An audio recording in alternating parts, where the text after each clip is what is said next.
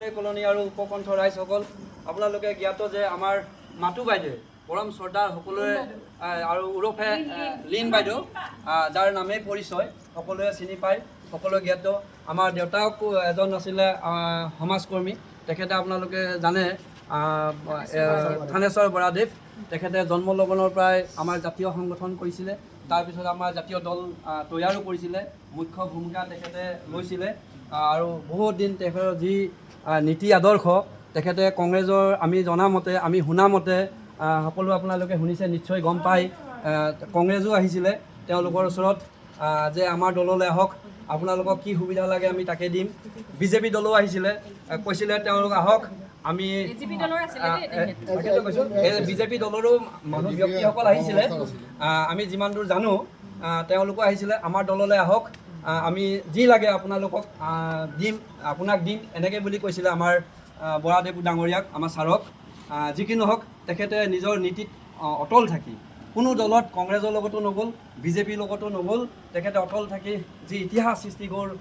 সৃষ্টি কৰি গ'ল আমাৰ চিৰিংগাঁও ৰেলৱে কলনী গৌৰৱ ডিব্ৰুগড়ৰ গৌৰৱ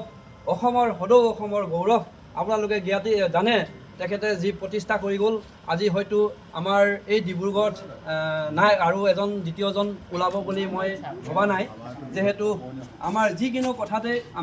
আমি যোগাযোগ কৰোঁতে এটা টেলিফোন মাত্ৰ আমি এটা টেলিফোন কৰিব লাগে যে বৰাদেউ বা বাইদেউ আমি এনেকৈ কৰিব বিচাৰিছোঁ কি লাগিব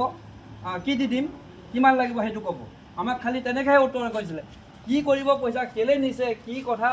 আমাক একো কোৱা নাই সেইকাৰণে আমি পৰম শ্ৰদ্ধাৰে আৰু ভক্তিৰে আমি তেওঁলোকক বিহু উৰুৱা দিনাখন আমি আমন্ত্ৰণ জনাইছোঁ আজিৰ তাৰিখত মই নামঘৰীয়া আৰু সভাপতি হিচাপে বাইদেউ উপস্থিত থাকিলে আমি খুব ভাল পাম আৰু আজিৰ তাৰিখত আমি খুব ধন্যবাদ জনাইছোঁ এইটো কাৰণে যিহেতু তেওঁলোকে গুৱাহাটী যোৱা কথা আছিলে চাগে আজি আমাৰ কাৰণে ৰাইজৰ কাৰণে তেখেতে যোৱাটো কেঞ্চেল কৰিলে আৰু ৰীতা বাইদেউক আমাক অৱগত কৰিলে যে এনেকুৱা এটা বাইদেউহঁতে ঘৰত আজি যিহেতু দেওবাৰ আজি মাৰিব লাগিব তেওঁ গুৱাহাটী যোৱাটোৱে কেঞ্চেল কৰিছে ৰাইজে উপস্থিত থাকিম বুলি কোৱা গতিকে বাৰু যি কি নহওক এইবোৰ ইতিহাস বহুত আছে এনেকৈ লিখিও গ'লে আমাৰ এখন কিতাপ হ'বগৈ আমি শেষ কৰিব নোৱাৰোঁ সেয়ে আমি পৰম শ্ৰদ্ধাৰ আমাৰ বৰাদেৱলৈ যিহেতু তেখেতৰ আত্মাই সদগতিৰ কাৰণে আমি সকলো বিহুৱা দল সকলো ৰাইজ হৈ আমি 1 মিনিট মৌন প্ৰাৰ্থনা তেখেতৰ